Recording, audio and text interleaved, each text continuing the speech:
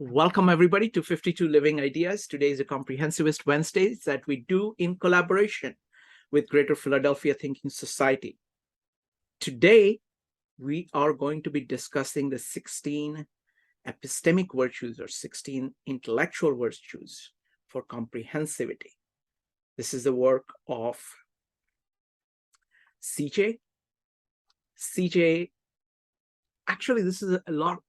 In some ways, it is a culmination of a lot of the things that he's been working on, because these virtues, he has done several meetups on each of these virtues and different aspects of these virtues. So in some way, this is like a summary view, one way of doing a summary of everything that he's been working on. So I want to take our time to go through them. Okay, so how do we do that? It's difficult to go through 16 pieces, 16 different ideas in a single meetup. So how do we do that? First, we vote. We vote for our favorite virtues. Okay, you can vote up to 3. Joe, can you use piece of paper in order to tally? I'm going to have people type in a single line up to, you can do up to 5 virtues. You can put 5 numbers in the chat, not one after another, but just in a row. Okay. And Joe, if you could keep tally, would you be able to keep tally? Yeah. Yeah. Okay. And then I was saying yes. Sorry, I didn't know I was on mute. Yeah. Well, so once everybody has voted, we will go ahead and tally up, and we will start discussing these virtues one by one by the maximum number of votes that they have gotten. Here is the twist. One of the key themes of CJ's work is collaboration. This is collaboration for comprehensivity. What we are looking at are virtues of comprehensivity. So after discussing each virtue, I'm going to ask the question, how does collaboration improve your practice of this virtue? What is the relationship between this virtue and collaboration? So that's the question. So we'll discuss the virtue itself, one virtue at a time, and then we'll discuss what is the relationship of this virtue to collaboration. How does collaboration improve your practice of this particular virtue? Okay, so let's get started. We'll start with votes. So we got 16 virtues. I'm going to first list them, and then I'm going to read the description that CJ has. Actually, let me go ahead and share screen. That will be the easiest way to do it. If I can find it. There it is. Okay, I'm going to go back, go up all the way. All right. Okay. Let me see if I can make it slightly bigger. Okay. All right. Joe, can you read it? Sure. See it clearly? Okay, I'll go ahead and read it. Just want to make sure everybody can read it. Sure. So the 16 virtues are divided into 3 categories. The first one are the 9 epistemic virtues of comprehensive exploration. Give me just a second. I'm just going to make sure that unmute. Okay, very good. All right. So let's begin. Just a second. Enable somebody to be. Okay, that's fine. 9 epistemic virtues for comprehensive exploration. Coming to better understand the world and its people is a primary objective for comprehensive practice. Each of these 9 epistemic virtues identifies tools to guide us when we are exploring. So these are all about exploring. The descriptions of each of the virtues are fairly short. So I will read one, and then I will ask for volunteer to read the next one. Sure. Okay, so we'll go ahead and type exclamation mark if you would like to volunteer. Okay. And you can just do it or you can go ahead and just type exclamation mark. When it's your turn, go ahead and read one virtue, and then the next person will read the next one. Joe, why don't you start with the first one? Sure. Experiences, interpretive stories, cultural heritage. The aspiration to source all of our learning from traditions of inquiry and action that organize our experiences, interpretive stories, and cultural heritage. Each individual organizes all their learning into a chronophile, which always includes artifact-enhanced memories, even if dates and times are often omitted. Our inventory of experiences and our realization of its primary role in our lives is the basic moral principle guiding comprehensive practice. It was introduced in the resource of humanity's great traditions of inquiry and action, developed in the fundamental roles of story in our lives, elaborated and reformulated in the comprehensive thinking of R. Buckminster Fuller, and further developed in the resources the value of the ethnosphere, the ethics of learning from the experience and the measurements of life. The idea has been repeated, referenced, or reviewed in almost every other resource. Sorry, I just saw some exclamation points came up over the last line. Thank you. Folks, as these virtues are being read, put them in three categories. Really like them, kind of like them, or not something that I want to focus on. So make your choices right now. Use a pen and a paper to keep track of just by numbers. You don't need to write anything else. And then at the end of this, I'm going to ask you to put 5 numbers in the chat. All right. Next up is going to be Katie. I would love to have many different voices reading this, so please go ahead and type exclamation mark. Katie, give me just a second. Let me go to the second virtue. Go ahead. Oh, just a second. I have to unmute everybody. Sorry about that. Go ahead, Katie. Adequate breadth, macro-comprehensive. The aspiration to engage and accommodate a sufficiently large and diverse collection of experiences, stories, and traditions to adequately contextualize our explorations. Breadth and depth were introduced in the resource, Humanity's Great Traditions of Inquiry and Action, and elaborated on in the resource on the comprehensive thinking of R. Buckminster Fuller and ambiguity, contradiction, and paradox. Thank you. Thank you, Katie. That was number 2. Next up is Becky, Ella, and Maritza. Becky, go ahead. Number 3. Adequate depth, micro-incisive. The aspiration to comprehend each subject we explore in as much detail and with as much clarity or rigor as we judge reasonable, given our situation, the limitations on the breadth and depth of our comprehensivity was first explored in the resources, the necessities and impossibilities of comprehensivism, and reviewed in how to create that which is not yet. The adequate was developed in the resource, the whole shebang. Thank you. That is number 3, folks, for those who want to keep, for everybody who wants to keep track of which ones are their favorite.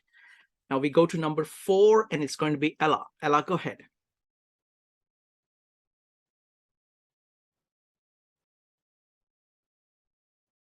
Ella, you need to unmute. Sorry. Induction, empiricism, the aspiration to infer hypotheses or proposals for true beliefs from considered experiences and to evaluate them by assessing their coherence with our full inventory of experiences, perhaps supplemented with new voluntary experiences or experiments to devise to test them. Induction was introduced in the resource, The Inductive Attitude, a moral basis for science and comprehensivity, discussed further in Comprehensivism and the Islamic Golden Age and expanded on in the ethics of learning from experience. Wonderful. Thank you, Ella. I just want to point out how many connections he has right here. So if, at the end of the discussion today, if you say, okay, number 4 or whatever the number of virtue you want to really dig into, he has all these detailed articles and videos behind each of them. All right. Katie, hold your horses. You get to vote only once, and you vote for 5 virtues, and no trying to tilt the scales by trying to push your favorite virtue right now.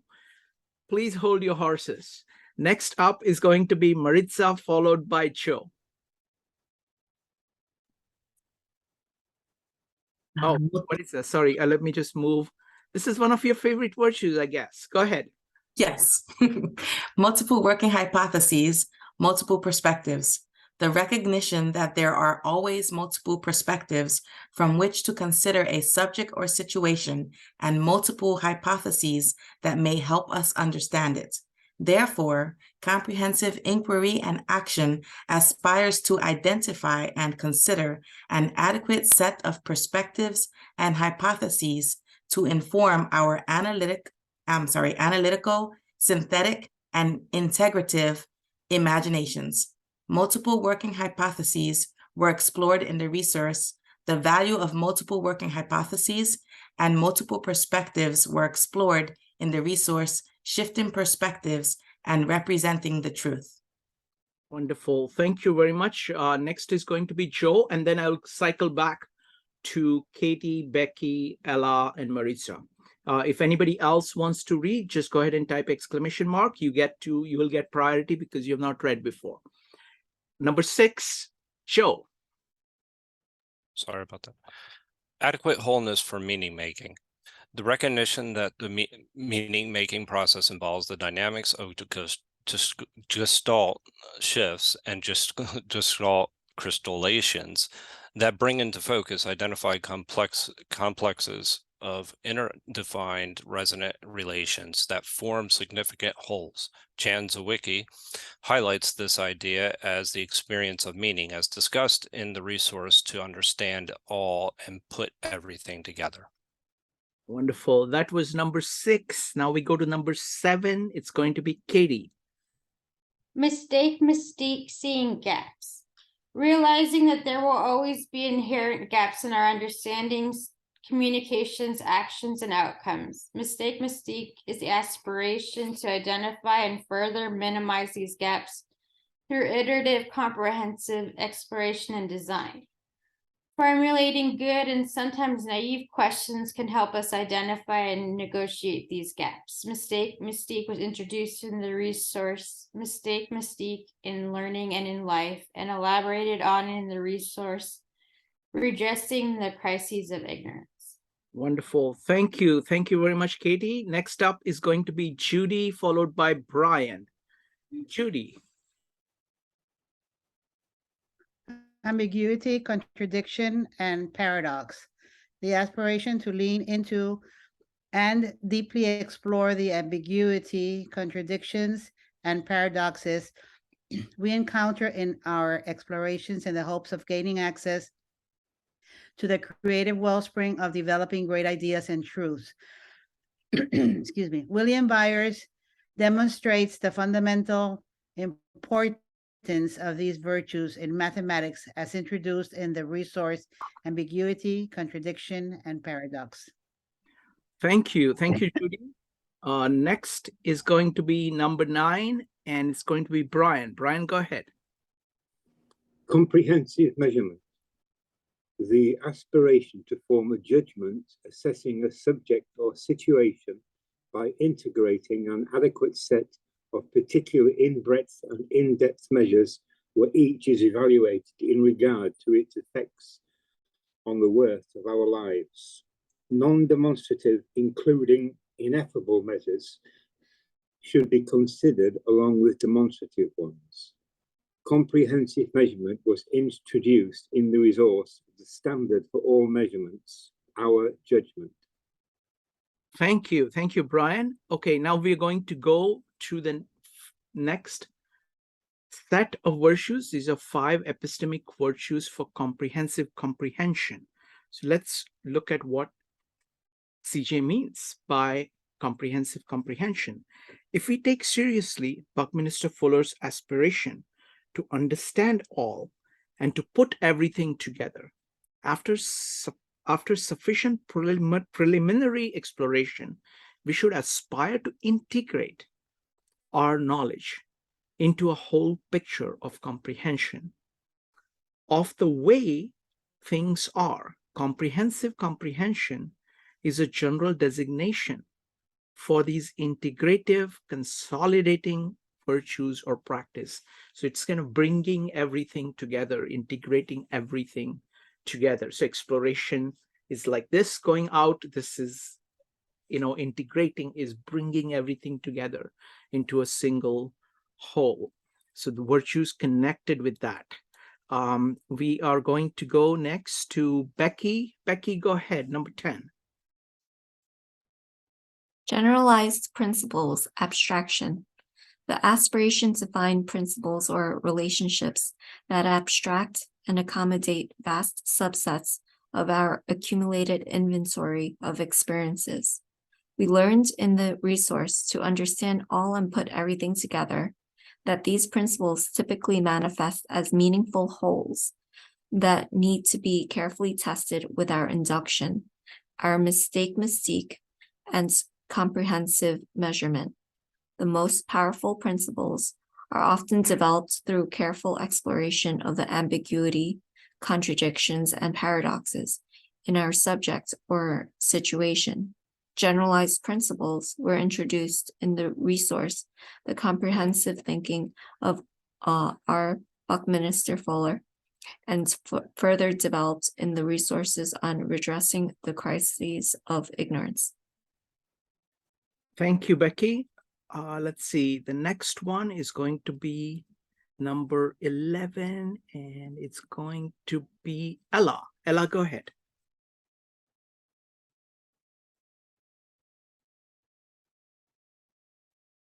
Ella, you need to unmute. Thoroughly refined ignorance, the aspiration to structure all of our learning with a fabric of questions, which is systematically interrogate the gaps identified by our mystique. That is, to situate all of our experiences, perspectives, hypotheses, ideas, and generalized principles into a fabric of thoroughly refined ignorance. The hope is that this network of questions and ideas will better inform our judgment. Refined ignorance was introduced as the hypostasis of knowledge, based on Stuart Farstein's idea that ignorance drives science and Buckminster Fuller's mystique in the resource on redressing the crisis of ignorance, and expanded on in the resources on comprehensivism in the Islamic Golden Age, shifting perspectives and representing the truth to understand all and put everything together. Dante's Commedia and our comprehensivity, and what is comprehensive learning. Wonderful. Thank you. Thank you, Ella. Next up is Maritza, followed by Joe. Give me just a second. Let me move this down here. Okay, there you go. Integrated judgment, the aspiration to better inform our judgment with comprehensive measurement instead of or in addition to a thoroughly refined ignorance, or perhaps based on some yet to be identified approach or approaches. I've separated judgment from thoroughly refined ignorance to make explicit judgment making as a form of comprehensive comprehension. This virtue was introduced in the resource on what is comprehensive learning and developed further in the standard for all measurements, our judgment. Thank you. Thank you, Maritza. Next up is going to be Joe and number 13. Number 13, design, evolution, futures. The aspirations to navigate the big picture of it all through the conceptualities and practices of design, evolution, and futures. These ideas were introduced in the resources on rethinking change and evolution. Is Genesis ongoing? How to create that which is not yet, how to explore the future, and why. Thank you, Joe. Folks, remember to keep track of your top 5. We have only 3 to go, and then we will be voting. Next up, let's see. Can we have Katie go next? Katie? The aspiration to integrate all our comprehensive practice into a comprehensively integral whole, into an integrity. Bucky's approach to omni-integrity was introduced in the resource Chronophiles, Data Mining Your Life for Comprehensive Thinking. For the time being, I'm thinking this is a catch-all category, hence integrities is plural. We need a place for the integrated wisdom of the Bhagavad Gita and the Tao Te Ching, which the 52 Living Ideas group has explored in depth. I see it as the task of those who have been studying these wisdom traditions to scope them and measure them against our ever-evolving set of epistemic virtues for comprehensive practice. I think such wisdom traditions and all the other universalist traditions of inquiry and action offer some way to think about the integrity of all. How do we map them into our list of epistemic virtues for comprehensive practice? The universalist traditions were introduced in humanity's great traditions of inquiry and action and considered further in the comprehensive thinking of R. Buckminster Fuller and what is comprehensive learning. We first attempted to summarize integrities in Dante's Commedia and our Comprehensivity, and developed it in comprehensive exploration, comprehension, and collaboration, and in what is comprehensive learning. Thank you. Thank you, Katie. Let me give an introduction. So the next, we have only 2. And when CJ talked about these virtues, he says, this is a part he has not developed fully. He's just beginning to build on this one. So the 2 epistemic virtues of comprehensive collaboration. In some ways, we are going to try to focus on that part, the collaboration part today. I will explain again in detail as soon as we have done with voting. We are predominantly social phenomena. Our language, most of our ideas, rituals, and technology have all been almost exclusively inherited from others. To be effective and relevant, comprehensive practice must engage the social world by becoming a collaborative enterprise. So we'll do the last 2. We're going to start with Ella, followed by Judy. Ella.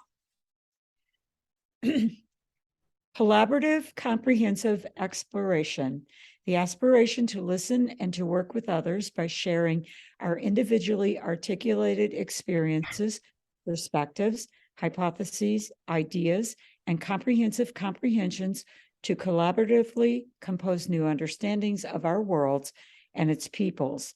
The idea was introduced in the resource on redressing the crisis of ignorance as a reformulation of Buckminster Fuller's ideas about education automation. It was summarized in Dante's Commedia and our Comprehensivity and comprehensive exploration, comprehension, and collaboration. It was elaborated on in What is Comprehensive Learning?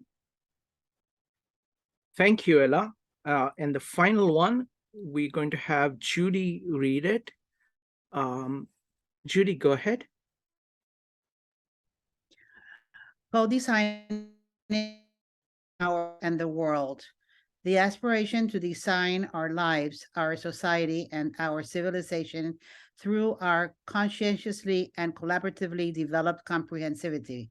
Collaborating for comprehensivity was conceived as a collaborative way of working together to redesign our worlds. This idea was introduced in the resource on the comprehensive design of our lives and further developed in What is Comprehensive Learning? Thank you, Judy. I'm just going to see if there is anything. No, that's it. So I'm going to stop sharing the screen. Okay, now comes the part where we get to vote. Hopefully all of you have kept track of the top 5. If you don't have 5, you can put less than 5, but not more than 5 numbers. And you just put the numbers. You don't need to put anything else. Can we have one more volunteer? Maritza, would you be able to also keep tally of how many people? So people are going to type in 5 numbers, and we just have to say, okay, 1 got so many votes, 2 got so many votes. So Joe will do that and Maritza will do that to make sure each vote is counted, folks. So go ahead and type in 5 numbers. 5. I already know who won. What's that? No, I'm just joking. No. Okay, very good. So first you got Lisa's vote. Go ahead and type 5 numbers. You can type them in a row, or you can type them vertically, whatever way you want.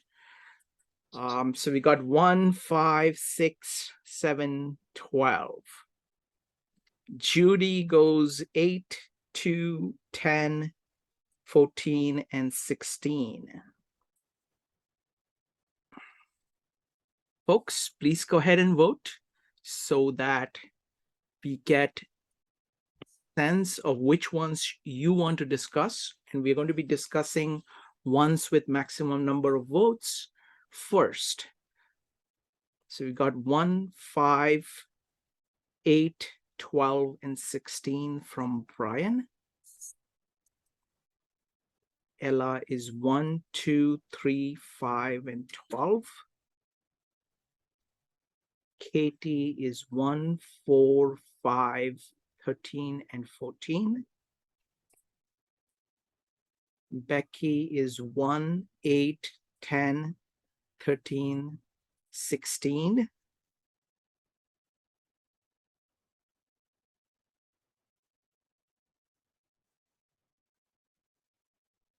Anybody else wants to vote is welcome to do that.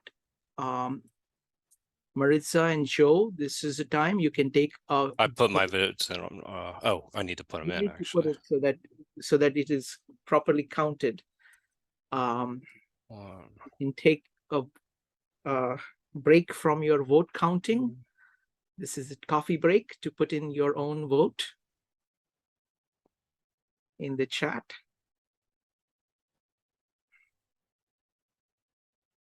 And this is going to be last chance if anybody else wants to vote. Okay, we got Jeff. Firstly, we have Joe, 1, 3, 11, 14, 16. And we've got Jeff, 5, 6, 7, 8, 16. And we have Maritza, 1, 5, 6, 7, 16.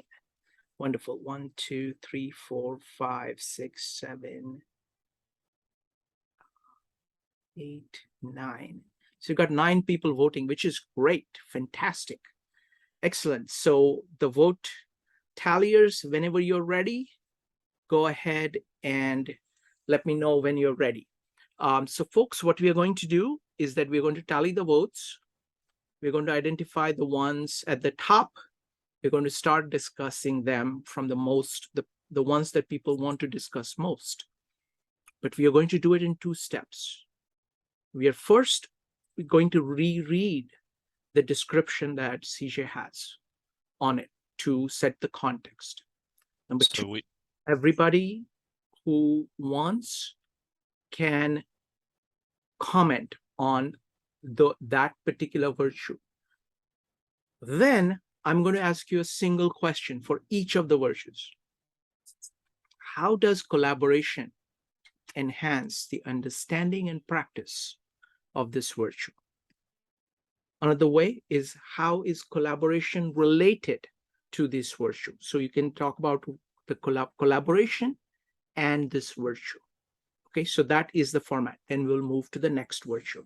So whenever the vote counters are done, I'm ready. So, yeah, I'm ready. There's a tie though. It doesn't matter. You Okay. go ahead and Can you go which one? Wait a minute. There's a tie?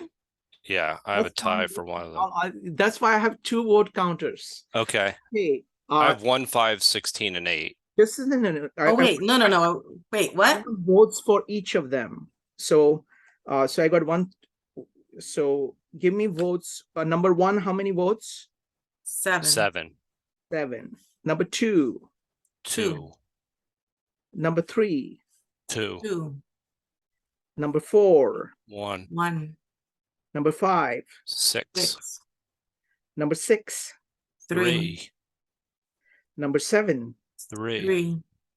Number 8. 4. Number 9. 0. 0. Number 10. 2. 2. Number 11. 1. Number 12. 3. 3. Number 13. 2. Number 14. 3. 3. Number 15. 6. 0. Or 0. And then 6. Number 16. 6. 6. Okay. So the winner is number 1, right?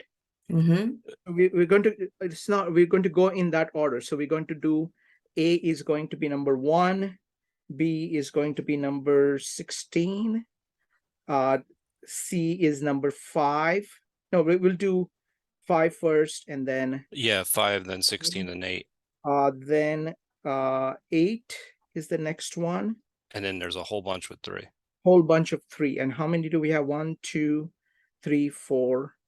I got 4, right? With 4 with 3, yeah. Okay, 4 with 3. So those are going to be the next one. So we're going to start with these 4, and then we will go from there. And then we will take, if we have time, we'll do the all 4. We'll figure out how to handle 6, 7, 12, 14.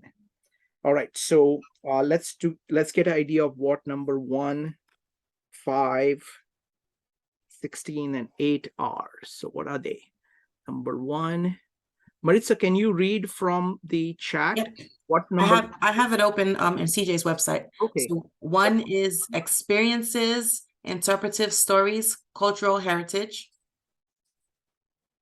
Number 6 is adequate wholeness for meaning making. Number 6, number 5. Oh, I'm sorry. Oops. Number 5 is multiple working hypotheses, multiple perspectives. Number 16. 16 is co-designing our lives and the world. And number 8. Number 8 is ambiguity, contradiction, and paradox. All right, folks. So we'll start with number 1. Maritza, as you have it read on, can you go ahead and just read the description of number 1? And then folks, go ahead and type exclamation mark if you'd like to talk about it. Go ahead, Maritza. I have to scroll down. Sure. Okay. All right. So number 1, experiences, interpretive stories, cultural heritage. The aspiration to source all our learning from traditions of inquiry and action that organize our experiences, interpretive stories, and cultural heritage. Each individual organizes all their learning into a chronophile, which always includes artifact, enhanced memories, even if dates and times are often omitted. Our inventory of experiences and our realization of its primary role in all our lives is the basic moral principle guiding comprehensive practice. It was introduced in the resource on humanity's great traditions of inquiry and action, developed in the fundamental role of story in our lives, elaborated and reformulated in the comprehensive thinking of R. Buckminster Fuller, and further developed in the resources, the value of the ethnosphere, the ethics of learning from experience, and the measurements of life. This idea has been repeated, referenced, and reviewed in almost every other resource. Wonderful. Thank you. So folks, your thoughts on this virtue. Go ahead and type exclamation mark if you'd like to share. We're going to start with Ella. Ella, go ahead. So I was thinking that in terms of the chronophile and the memories and the cultural embeddedness of each person and the differences that may arise that there could be two ways of looking at it that are important for me to grow and obtain wider and deeper knowledge. One is that I'm operating within the things that I have learned by nature, because with each new thought about anything or anyone in the environment, my memories are embedded in that thought, i.e., my conditioning, all of my experiences, my culture, everything. So I tend to think with taking that person, object, thing, idea into my own experience, and it's difficult to evaluate it objectively unless I widen my perspective. But also it narrows my own perspective internally, as I'm not developing the wider, I'm not taking in from others or the environment new ideas, because my perspective may be limited by my own experience. So I think it might be limiting to me and limiting to others, or it could go the other way. And, well, those are my thoughts. Thank you. Thank you. Great observations, Ella. Thank you. Next up is going to be Maritza, followed by Cho. Maritza.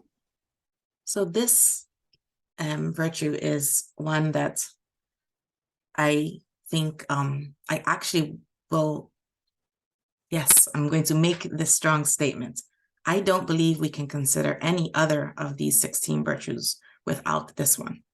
We stand on the backs of our ancestors. Those of you who know me have heard me say this often. And I think too much of our world and our people have forgotten this. We are the better for remembering it.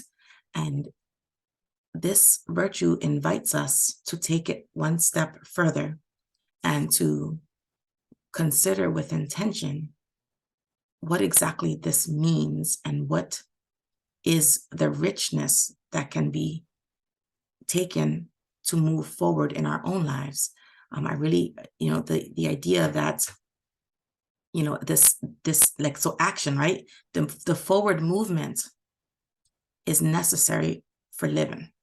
That's a, kind of a basic, and that's what I'm hearing here. But it really speaks to me, and I agree like wholeheartedly that this forward movement, even though we are taking it, we must take it ourselves. It's something that must be taken with the acknowledgement of, those things that move with us. Like, we live in a time where there have been these scientific advances, all of these things that we don't ever think about, and we don't have to, because that was already done for us, and we're the better for it. And it's not just in the physical world. I think it's also in so many aspects, like, it's in the emotional and in the, metaphysical. There are these things that we don't necessarily have to think about them because it's already been done. But when stopping with intent to think upon something and to try to stretch ourselves to improve ourselves, I view this virtue as being one that if we hold it fast to ourselves, we remember that while moving forward and striving forward, put a hand back just to touch and remember that there's something back there too, and that there's value in that. Thank you. Wonderful. Thank you. Thank you, Marissa. Next up is going to be Joe. Joe, go ahead. So, yeah, I think storytelling is kind of fundamental because it's the way we communicate with one another. We pass down stories from generation to generation. And if we think about these stories of like just the Bhagavad Gita or the Bible, and how the richness of what those stories mean and how they enable us to learn and communicate and to understand each other, understand our cultures, the Tao Te Ching.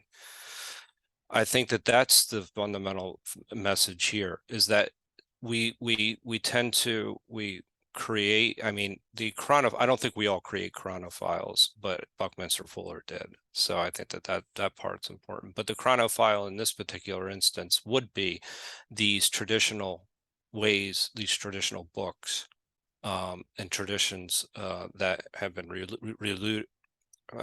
relayed through either mythos culture or through just basically, through communication of even scientific stories are communicated through there's something behind them. There's a story behind them. So scientific discovery is even based on that. But I think that it's a way of us communicating our experiences in a way that everybody else can understand us. And it allows for collaboration. We're able to see a lot of the links between cultures because of those stories and some of the overlaps and some of the things that we've covered here. So wonderful. Thank you, Joe. Folks, I want to hear from everybody. So anybody who has not spoken before will get to speak before people who have spoken, but please feel free to speak again and again, except that we'll get people who have spoken less more chance to speak. So we have a robust communication here. So we'll go with Katie, followed by Maritza. Katie. Yeah, I do believe that we see things through the filter of a chronophile, in a sense. It might not be something external in your house. It might be kind of a mental database. And we're also like learning from other people's experiences, because we're not going to have all of the experiences. We're going to have to also use our experiences to understand other experiences and look at our cultural heritage to learn from it too. So I think that's how you close the gap between to be comprehensive. Wonderful. Thank you, Katie. Next up is Maritza. Just wanted to chime in on this concept of the chronophile. So in Man with a Chronophile, Buckminster Fuller is talking about, he tells some stories of things he realized that he got the realizations through like artwork that he had collected. Or no, wait, I don't think it was art. It wasn't artwork. It was like the art of collecting things. And so the interesting thing there is that what the first thought I had, something that Joe said is behind Joe, there's a whole bunch of books. And even something like that is a chronophile of our life.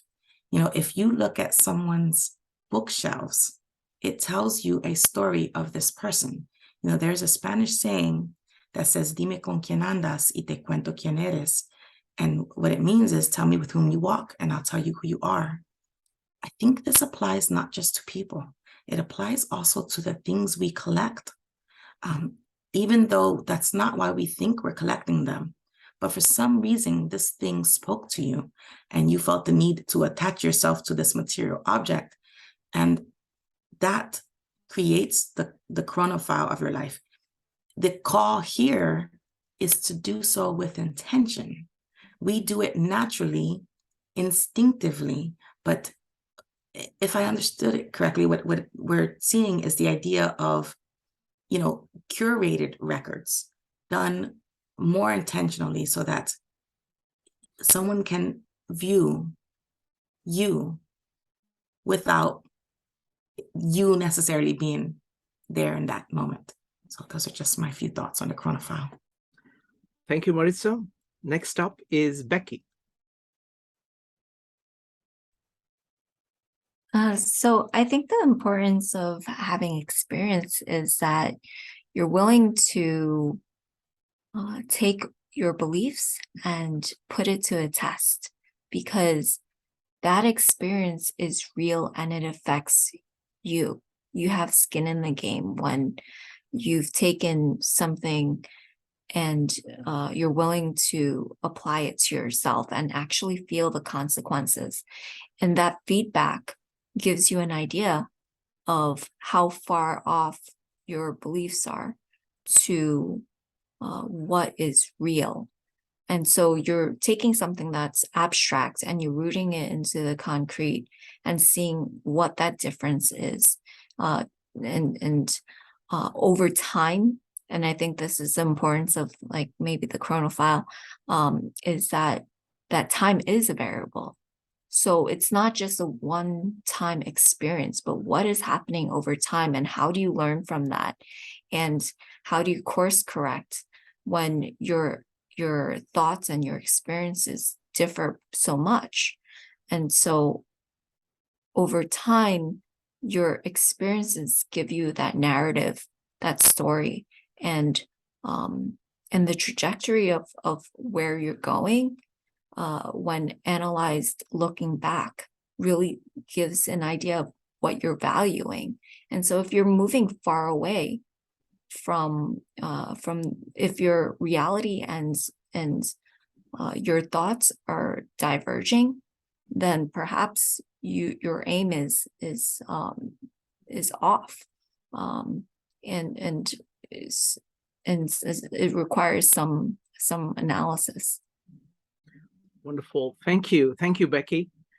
Now, next, for each of these virtues, we're going to ask the question: what is the relationship of this virtue and collaboration? How does collaboration enhance your understanding and practice of this virtue? And you can see how an interesting question this is, because you can just look at this virtue and you can see that, Ella started this off very well, of saying that you have your own experience, you have your own unique experience, however broad or however quote unquote broad, quote unquote narrow, but in the larger scheme of things, it is a very limited experience and you are limited by it. When you collaborate in a really deep way, the other person has experience which may be equally narrow. It doesn't matter the relative size of the experience, but it is different. It is going to pull in things which are very different. And collaboration seems to be the most effective and simple and delightful way of expanding your experiences, expanding your cultural heritage, making more of what is out there yours, adding to your stable of stories, taking all of that in. And what an easy thing to do, because if you were to do it by yourself, lifetime is not sufficient to do it, as compared to having really intense collaboration with people. If you look at 52 Living Ideas, that's really what we've been doing. We are sharing our understanding, our experience, our ideas, our knowledge, and through that, we are enlarging our perspective. So I think this is what I see as the relationship between collaboration. I think collaboration is the easiest way, or indispensable way, actually, of practicing this virtue. I do not know how to practice this virtue without tremendous amount of collaboration. So would love to hear anybody's comments on that. We'll start with Joe. So I'm trying to gather my thoughts around this really quickly, but this is where actually number 14, this is where some of these virtues overlap with one another. And there has to be a certain integrity, both personally and externally. Like, so the integrity is with yourself, is that you start to understand that you're not always right. You have an open perspective on the world. And then you understand your weaknesses. And once you understand those things, you can start to really be open and learn from others and kind of approach people from with an open mindset, and understanding that you're learning from other cultures as opposed to trying to impose your culture onto someone else, and seeing what really works together. And that's really kind of the beauty that we've been able to do here at 52 Living Ideas, is to make connections between cultures and you can, and it's really seen by studying the great works, the Tao, specifically the Bible and the Bhagavad Gita. I think that that's where it really kind of comes together.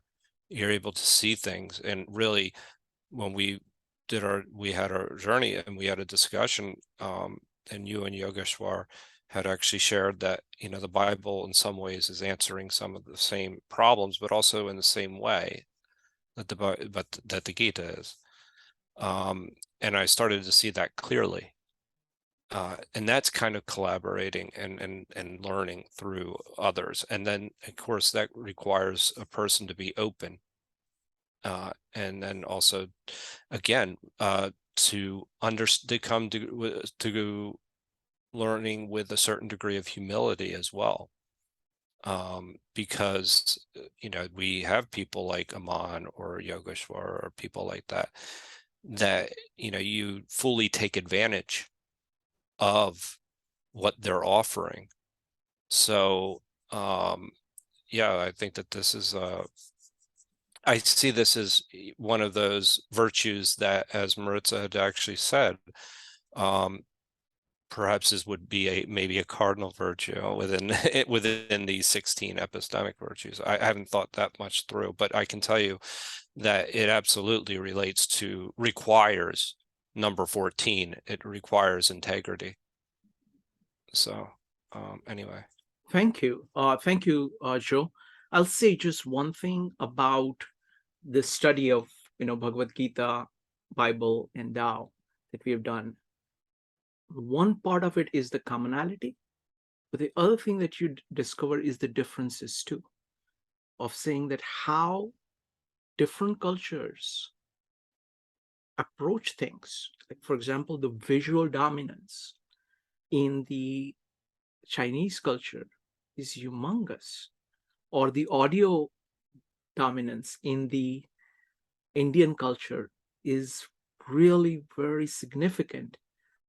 The written dominance, the alphabetic dominance in the West, and you cannot really get a perspective on what you are doing until you commune with something very different, and you see the commonalities, and you also see the differences, and that,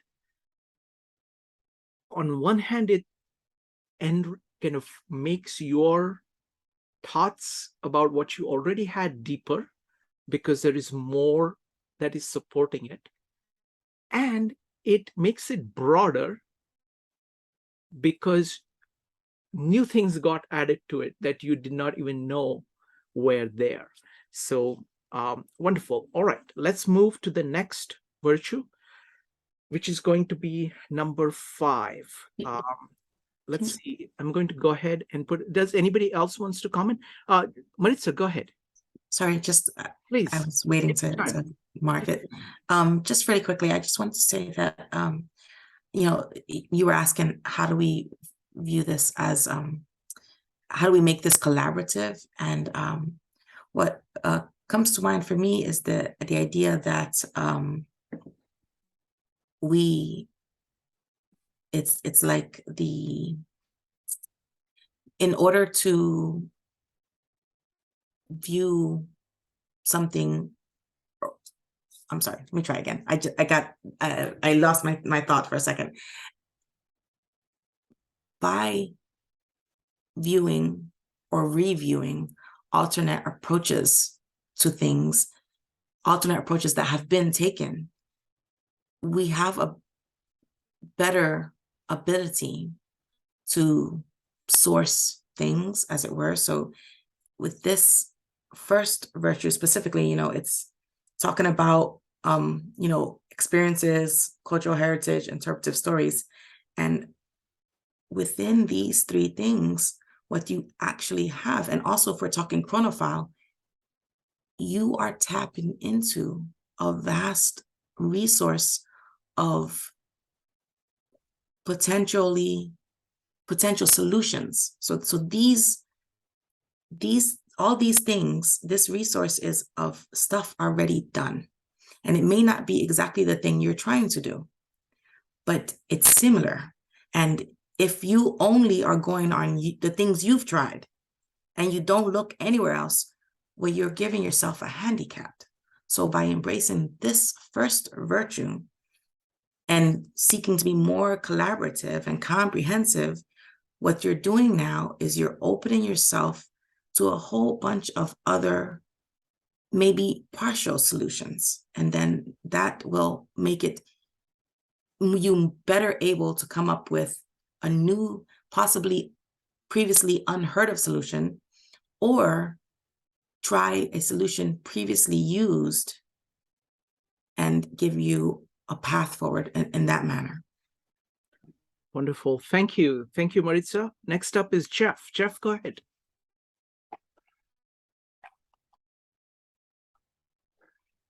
Sorry, I just got out of my taxi cab. Problem. So,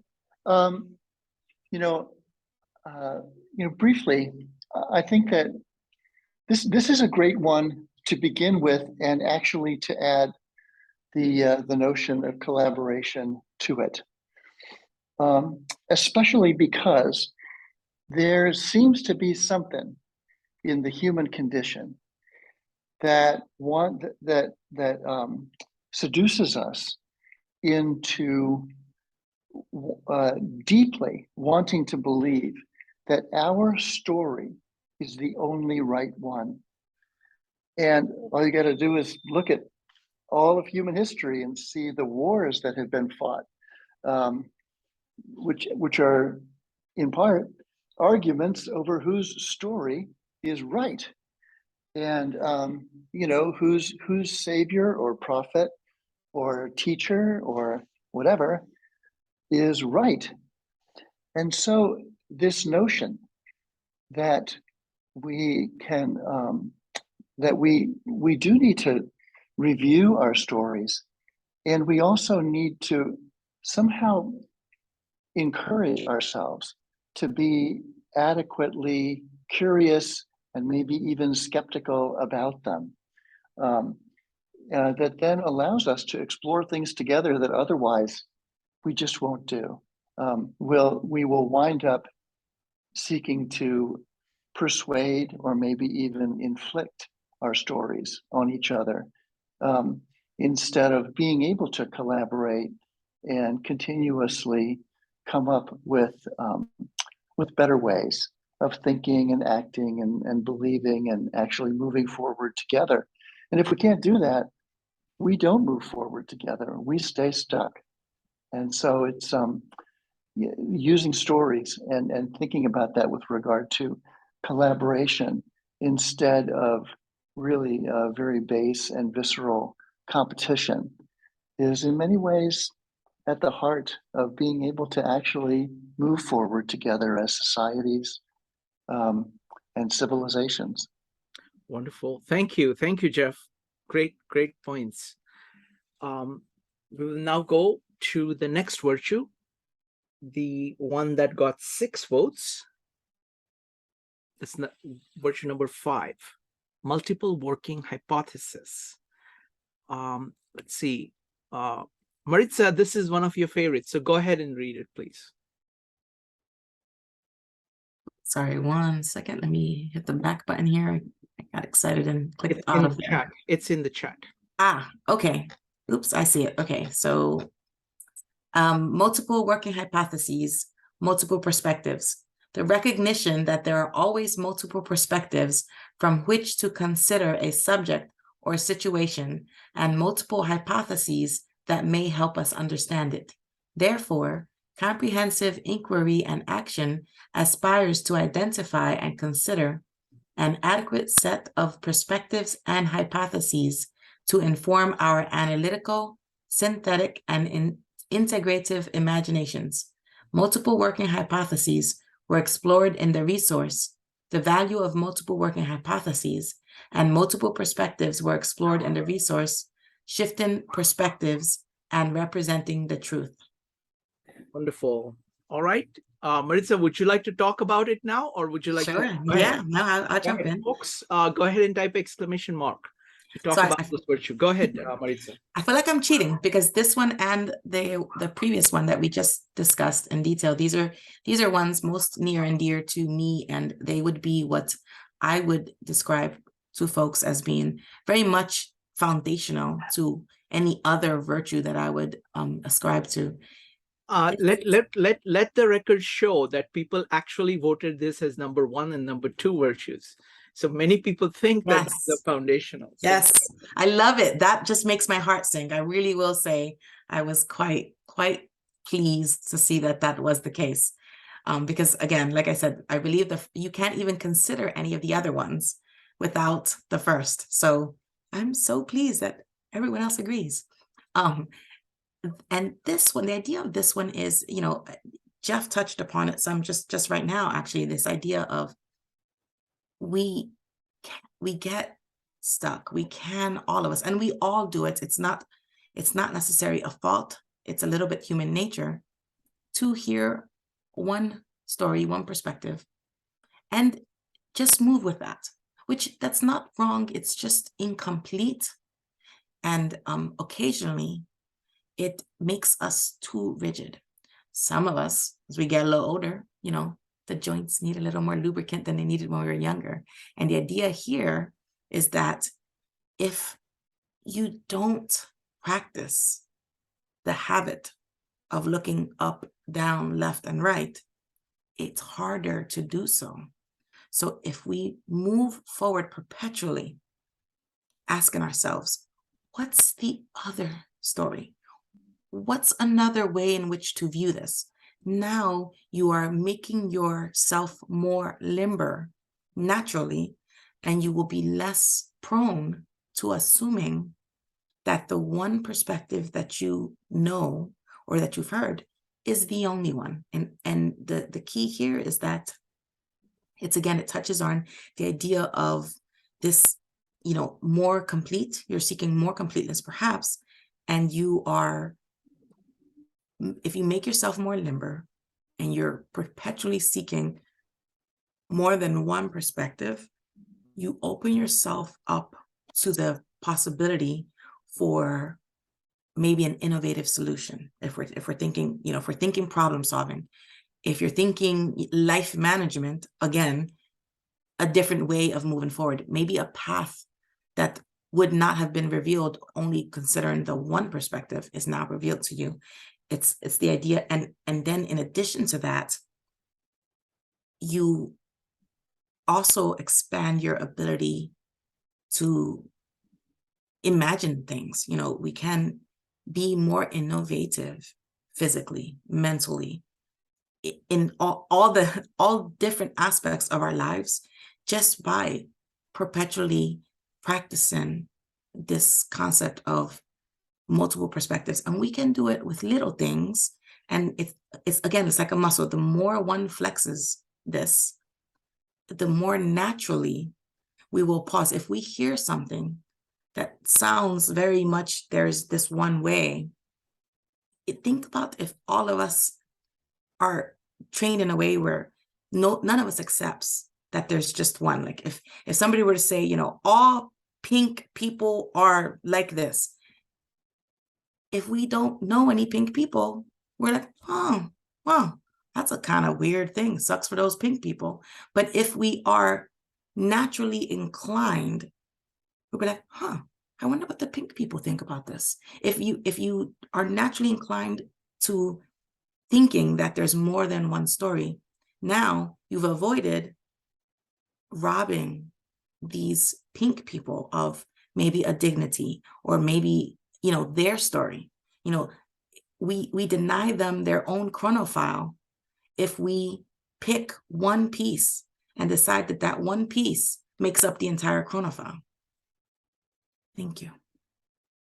Thanks, Maritza. Folks, go ahead and type exclamation mark if you'd like to talk about multiple perspectives, or multiple working hypotheses? Next up is Joe. I just tried to think of it, what would be the alternative, right? Kind of take a Charlie Munger approach. What is the opposite?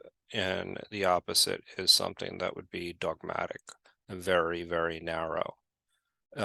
So I only have one hypothesis that I'm going to come up with, and this is my hypothesis. And then, you start to see people many times try to make the data fit the hypothesis, as opposed to actually allow the data to say what it's supposed to say, or the information to let say what it's supposed to say.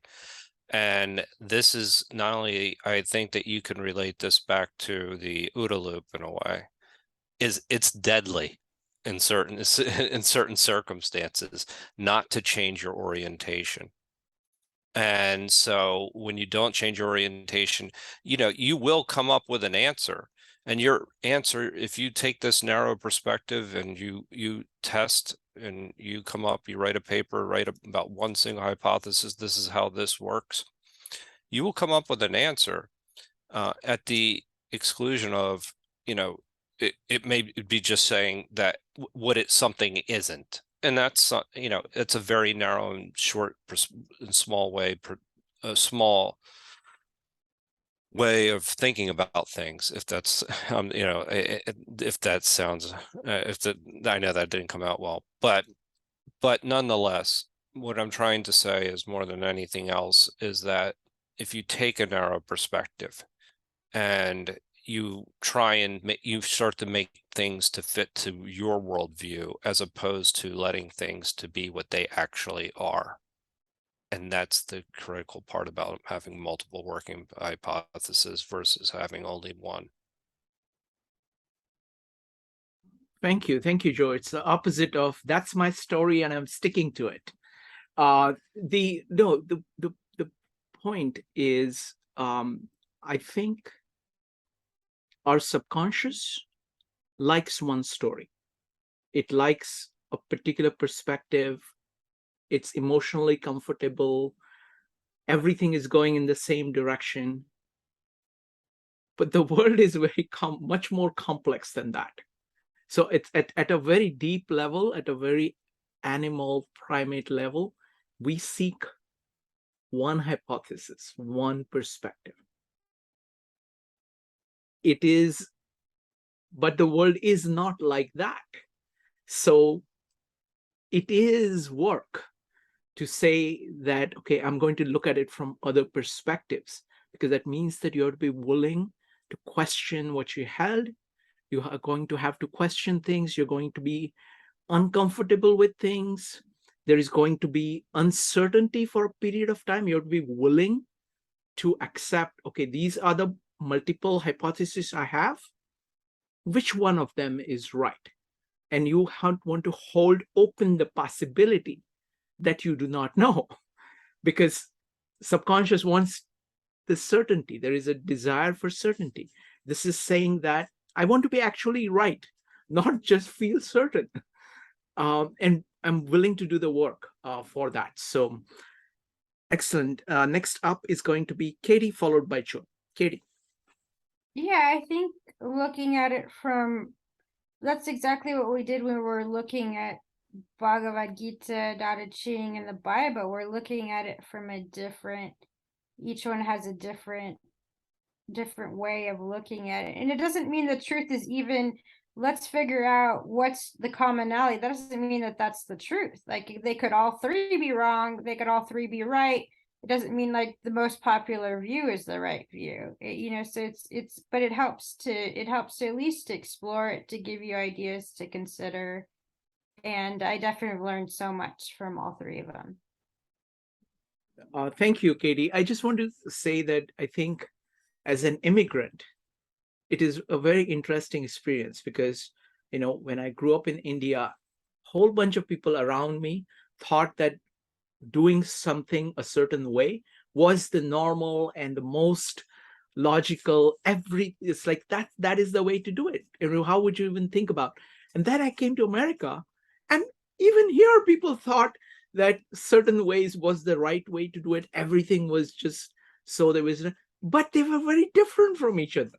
So an immigrant faces this in a very dramatic way, because in one place, a whole bunch of things, hypotheses, stories, perspectives are taken for granted. And in another place also, the same holds, but those perspectives, the hypotheses, the stories are completely different and often contradictory with the first one.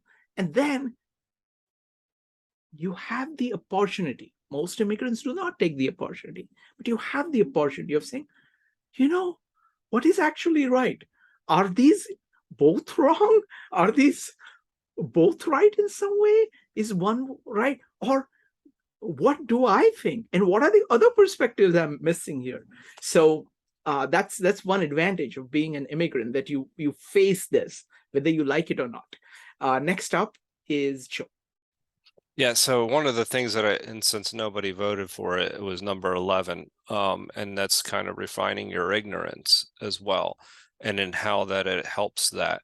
But one of the interesting things about Stuart Firestein is he said he noticed with his students that he gave them the textbook and he said, oh, they think that this is all there is to know about the brain.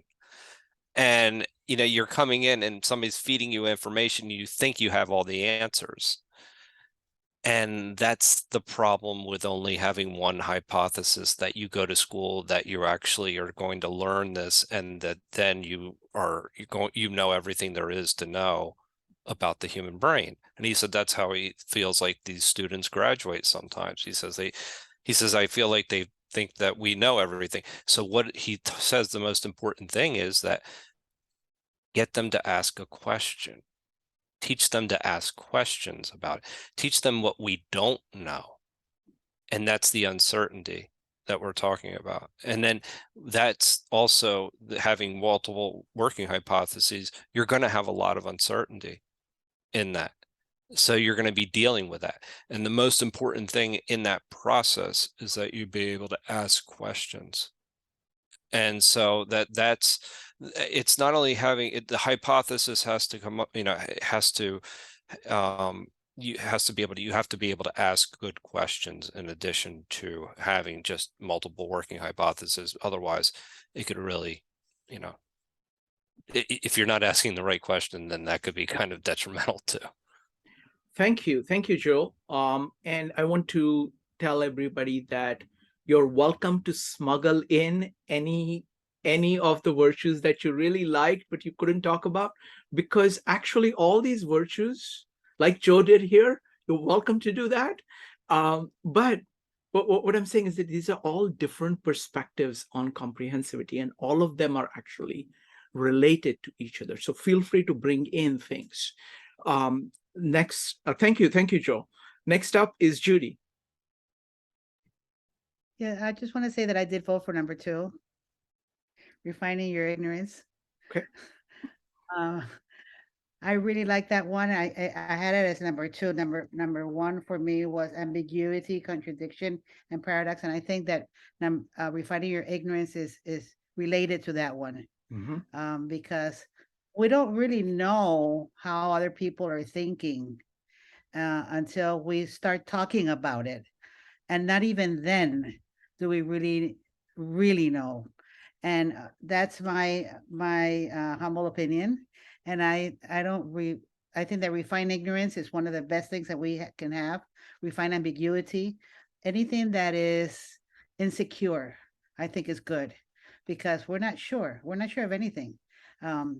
So I also wanted to say that collaboration is really hard to teach or to learn. It's not everybody collaborates. I mean, look at all these wars and all these political issues and parental teenager problems that we have, family situations. You don't see much collaboration. A lot of people call it cooperation, but it's not the same. So, oh no, we're cooperating. It's not the same as collaborate. So that's a very refined, very refined issue to collaborate. Very refined behavior that I don't know where we learn it or from whom do we learn it. I know that certain wonderful books like the ones that we're studying here teach collaboration, but how many people get to read these books?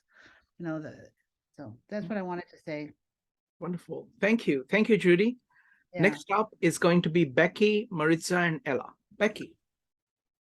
I think it's important to have multiple perspectives, but at the same time to let everything come in at without discretion or discrimination is not so useful. So there is like the idea that certain things should be kept off, and so that complete openness is not ideal neither. So it's really finding that balance, because if every perspective was equally welcomed, you're going to have so many inconsistencies that it's like talking to a schizophrenic. There's no cohesion there. So having multiple perspectives is good in that you can find the balance between not closing your mind off to saying these are the only things that I'm accepting, but also keeping it out there, not within your accepted frameworks that you've closely put to your heart, because value still needs to be a factor to everything in order to say this is elevated, that is elevated. Not everything is equal, and to let certain things die off if they don't pass a certain criteria. And that's where the experience sometimes is overlooked, and that's why I guess number one is so important, because that gives you the feedback of, is this legitimate, and helps you put value to these perspectives. Wonderful. Becky, great point. I mean, one way of looking at it is that there is exploration and there is integration. There is you're going broad, and then you're trying to go deep. You're trying to understand things, and then you're acting on it. And that acting on it is giving you some crucial feedback about the rightness and wrongness of the various perspectives, yours and other people's. And that being alive to that is crucial. Of evaluating those things is crucial. And I think bringing in action, it's like experiment. It's like making sure that whatever theories you have, you design experiments for it and you run it. And it's exactly like the OODA loop, that it's, you're saying that this is my orientation based on the observation that I have. And that's why I decide to act this way. And then I look very carefully at what happened and take in that in order to do that. So it's not just any perspectives. You have to vet it with experience, tremendous amount of experience, and you have to be open to it, and you have to make the judgments. There are perspectives that do not integrate. They are disintegrating perspectives. They're deliberately trying to disintegrate with everything else. And then there are perspectives that bring things together. So you have to, I completely agree with you that there has to be evaluation. Would you like to add anything else? Yeah, I was going to say that, like, when I was describing this, the OODA loop was exactly what was in my mind.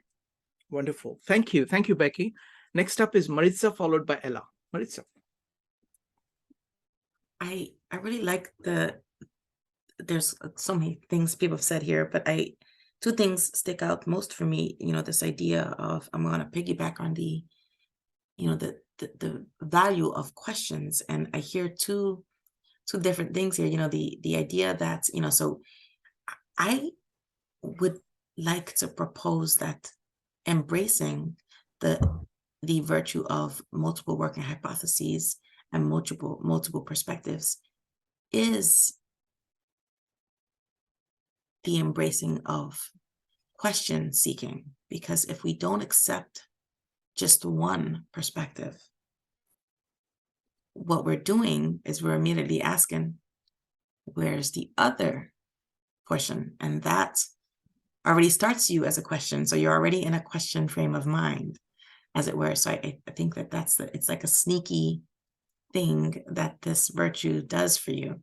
It sets you up to be question oriented, which is kind of nice. I had number 11 as my second tier of favorites. It didn't make the first cut. And the reason being is because I really do find that it's already interwoven. So there were several that I thought were sufficiently interwoven into other virtues that it did, to my opinion, they did not need their own separate consideration. And the thing about the refining of ignorance is that, again, there's more than one way to look at it. And, you know, the acceptance that one has ignorance is the very first baby step to this refining of ignorance. And so if that's the first step, how do we refine ignorance? We seek other perspectives.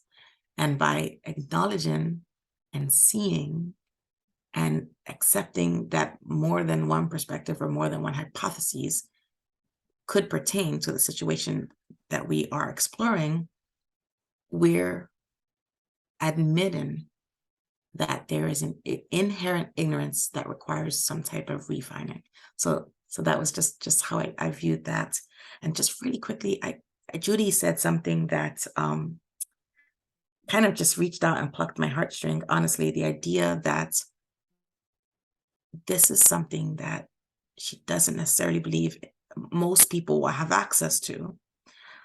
But while I understand that that is a true statement, and I feel that that's true, it's also inherently not true, right? Because again, more than one perspective. And it's what makes it not true is that while the subconscious wants to latch onto one perspective and run with it, we also are very inquisitive creatures. We don't necessarily need the right book now. That helps, right? The more you can get, the better. But in the absence of the right book, it could be something so simple as answering a childlike question. Instead of saying just because, if you give an answer with intention, or maybe propose another question, you're doing the same thing we've been talking about here for this virtue. If my virtue is the virtue of embracing multiple working hypotheses and multiple perspectives, every interaction I have with others, including small, tender, growing minds, I am going to instill within them the idea that there's more than one perspective. However way I say it, that's the way that it's going to come out, because I'm holding true to my virtue. And as you guys know, I believe that the only true way to help someone else grow and learn is be as fiercely intentional and in touch with those things you hold to be virtues. And that will shine through you in everything you do. And maybe this is overly optimistic of me, but I really do believe that that's the way you show a child that thing, that ephemeral concept of comprehensivity or collaboration. You show them. You don't tell them. And what they see is not just what you're saying, it's what you're doing. And if you are embracing multiple hypotheses, hopefully they will get an inkling of that. And then when they move forward, they will seek to emulate that which they saw within you. Wow. Thank you. That was wonderful. Thank you. Thank you, Maritza. Next up is Ella. Yeah, I'm just going to look at it from a different perspective. Well, it's similar to the psychological perspective and the use of the word unconscious in our biases, but taking a biological perspective for the moment, briefly. I guess they're not sure about, the fact that we might tend to otherize people based on the fact that, and they don't know for a fact that we otherize people as being, different if they're from a different group or a different class or whatever. But the idea that was explored by some scientists is this based on instinct? It's pretty apparent with other animals that they, dogs, for instance, don't necessarily like chipmunks, and they'll chase them and so forth. But that's different than human beings, obviously. But taking a look, do we still carry some of that in our old parts of our brain, in our, limbic system? And do we just have a tendency for that to come up?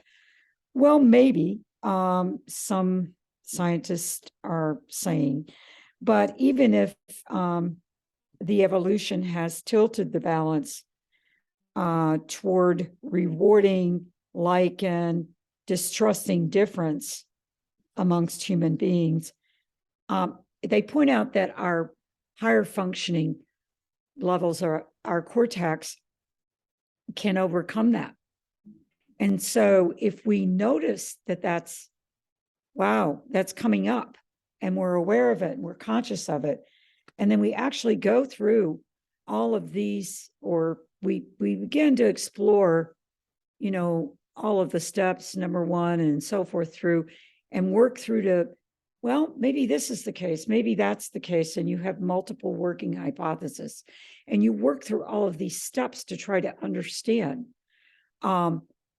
this person's story, as I think Joe mentioned, this person's background. I mean, I found that sometimes I'm like totally amazed at people's stories. They're so different from, what I might have conjectured them to be.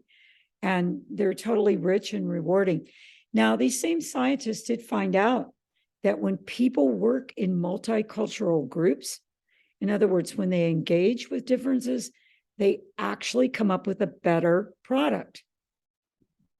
So I think there's a reward for just, recognizing there may or may not be an unconscious bias built in. And if so, we can overcome it, because unlike my dog, who likes to chase, furry little things that run across the ground if he gets an opportunity, we have a higher reasoning cortex, and we have empathy, we have feelings. We can explore and ask those questions, like Maritza had mentioned. It takes you to another level where you can you begin to ask questions, and maybe once then your empathy kicks in, and you're able to.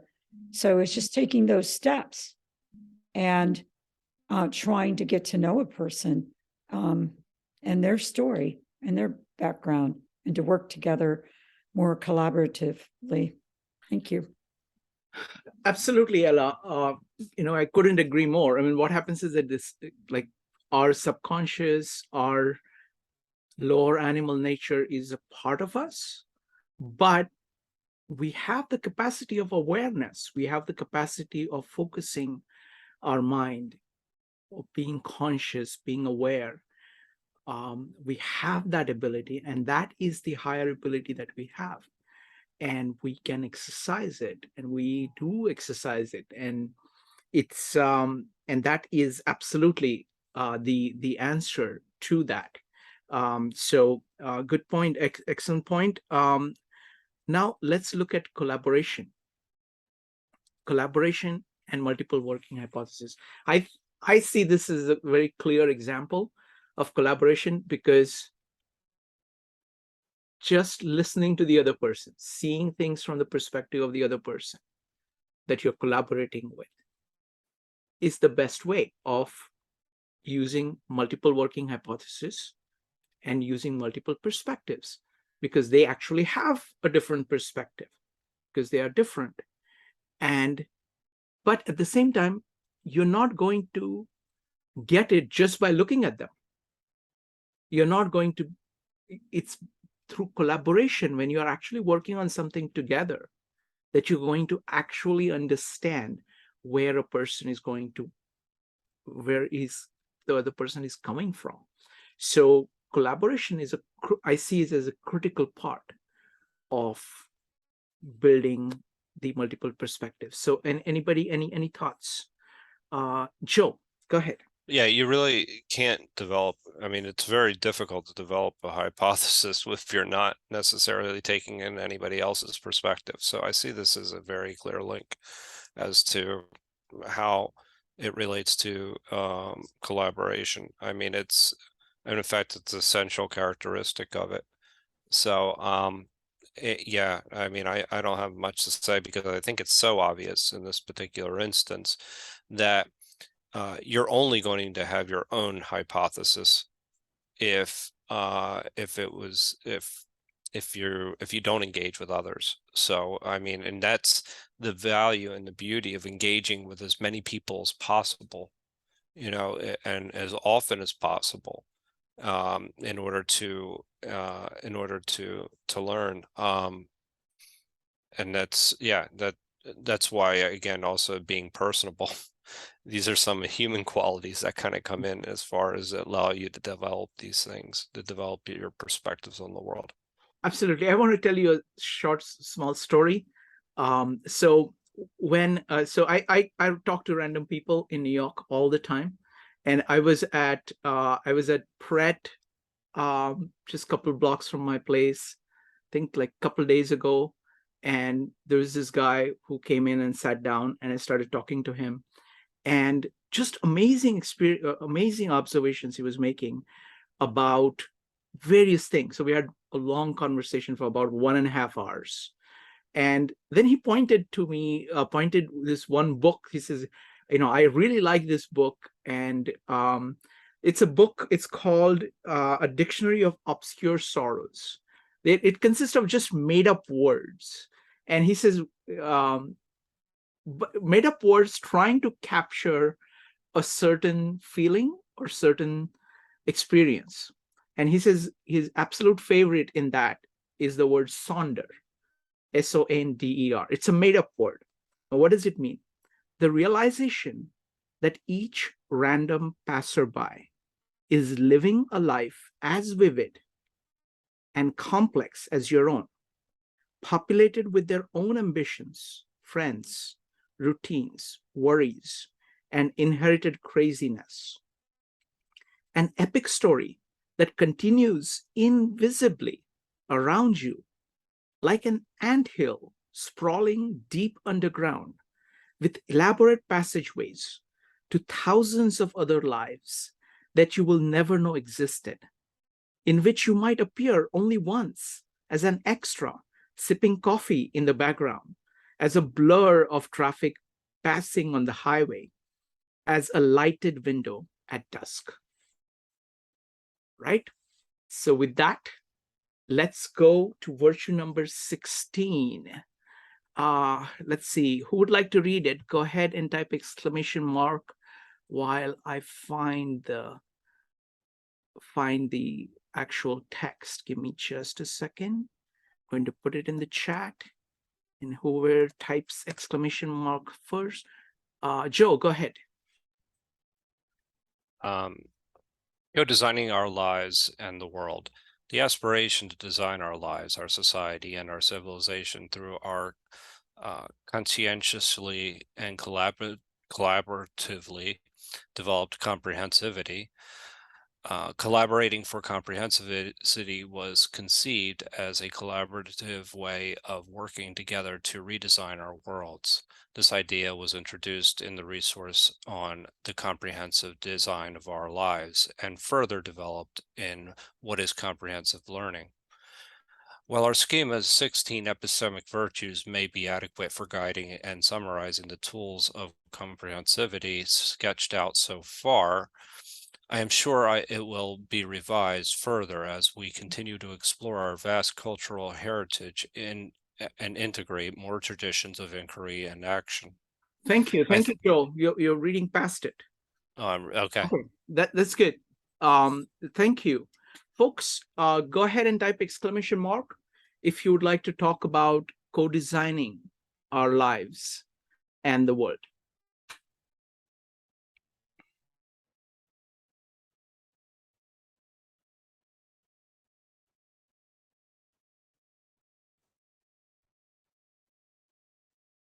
Now we're doing an entire series on designing our lives.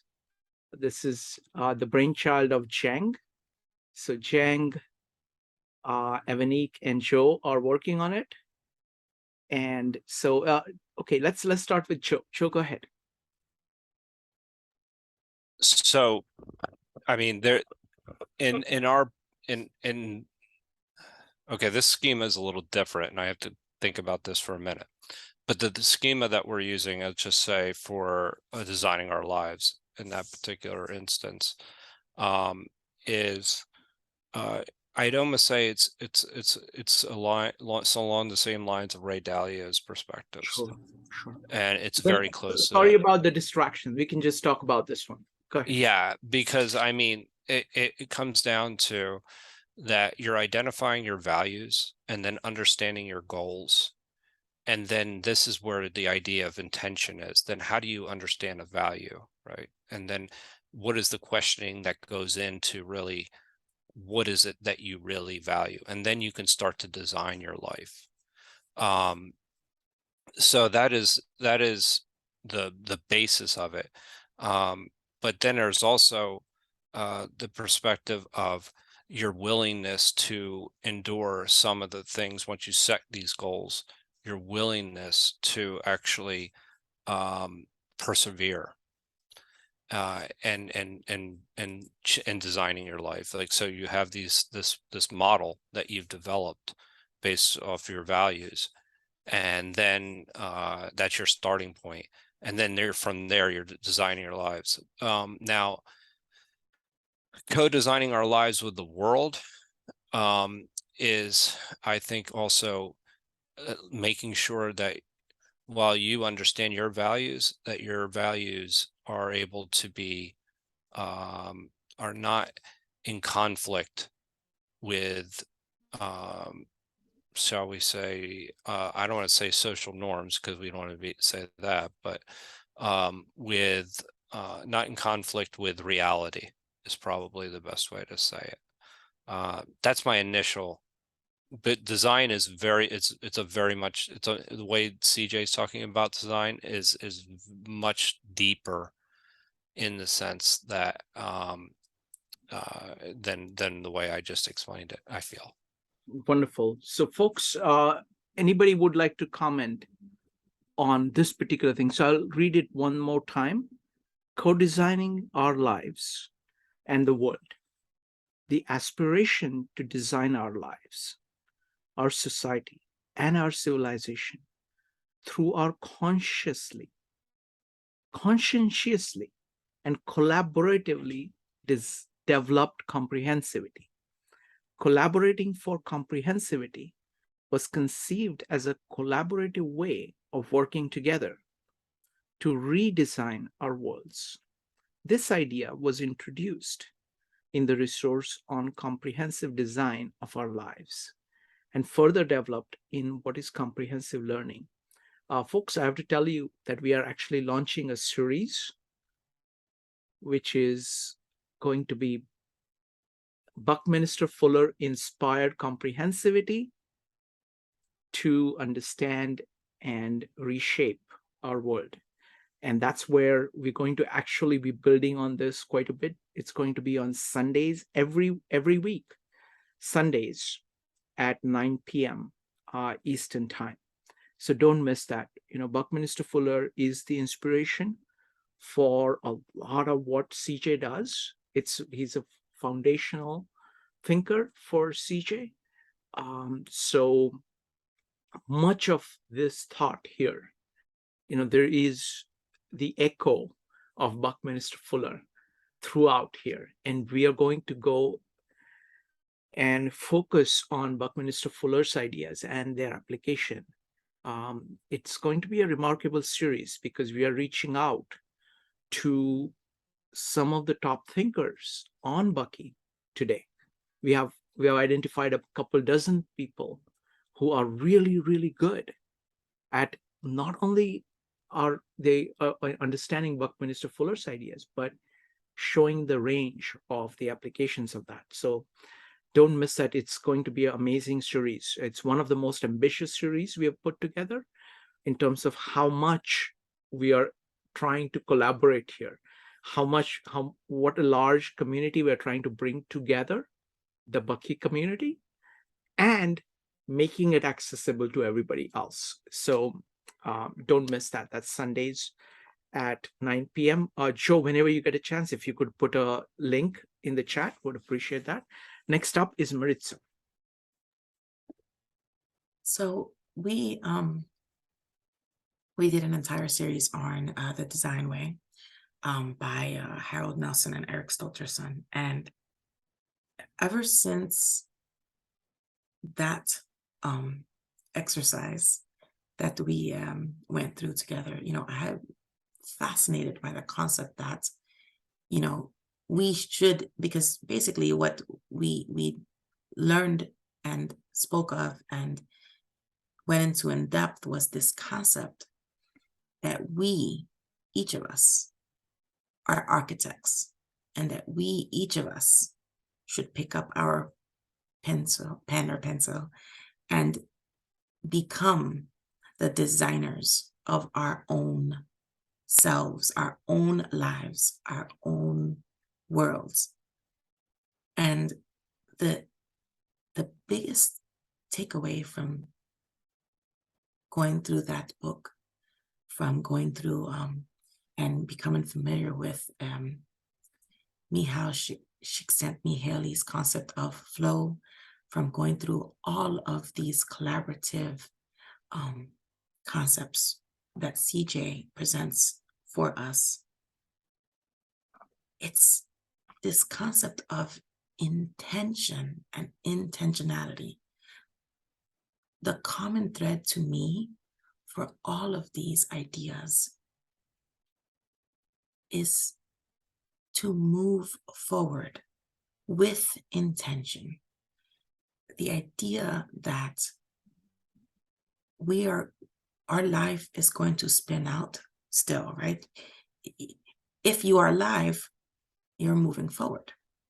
Now, if you don't ensure that you are the one propelling yourself forward, you will still be moved in some way, but now you are floating, or you are being tossed about, as it were. And, we all have times in our life when that is us. And the key here is that when we can, we keep moving forward, but we do so with intention. And the idea is that it's not just intention. The other component is that we must also be seeking increased and greater complexity. So if we're doing these two things, we're ensuring that ensuring that we're moving forward with intention.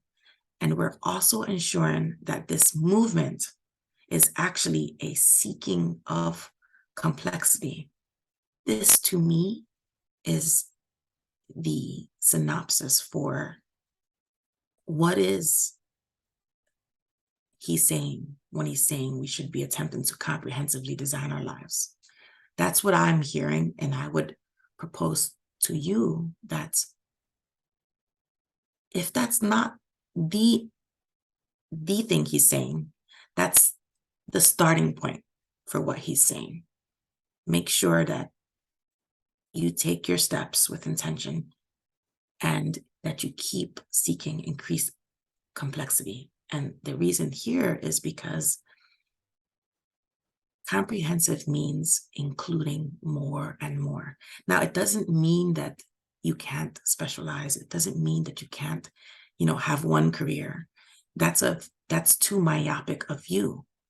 It's bigger than that. It's this constantly being aware that the world has more that needs understood.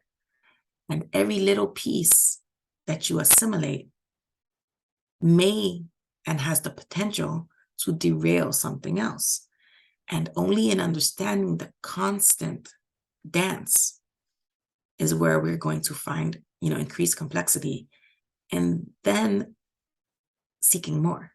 And so that's kind of how I see this topic. Wonderful. Thank you, Maritza. Thank you. Next up is going to be Ting, Ella, and Joe. Ting, go ahead. Hey everyone, I'm Ting from China, Shanghai, and I would like to introduce myself to all of you because this is the first time I attend this topic. Welcome. Thank you so very much. I read this. I read the sentence, and I think it's like it's probably one of the best things that we human could do to create a life, a living environment for ourselves as a human being,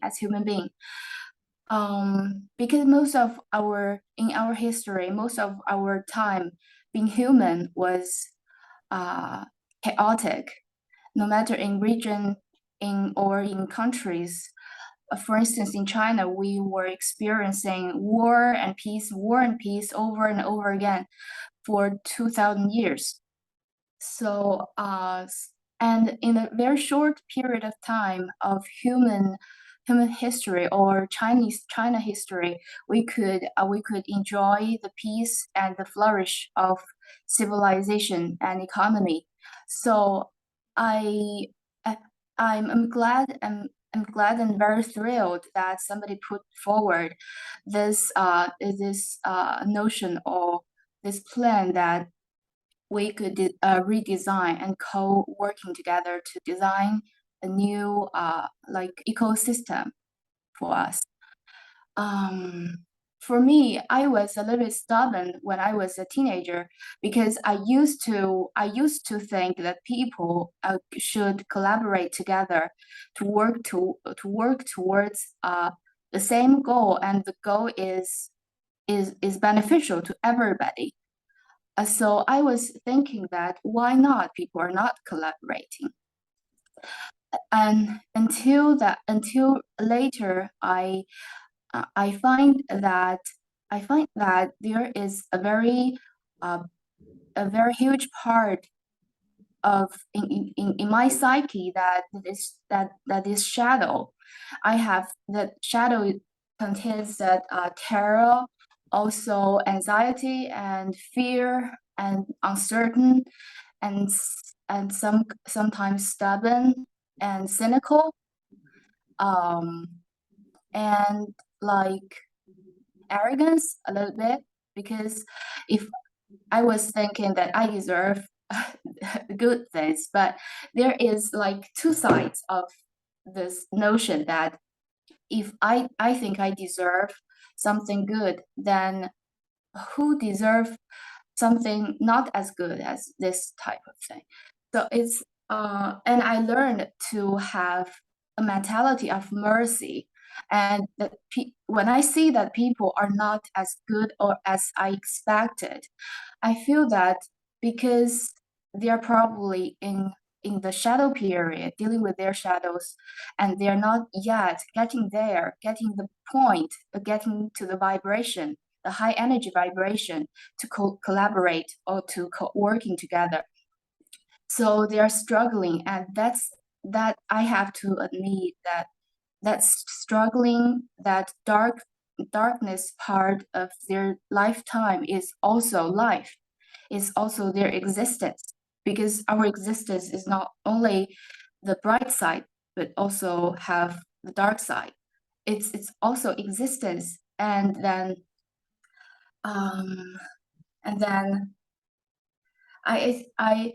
learned to see things with with mercy, and then I find myself become more tolerant and understanding towards what is happening in this world.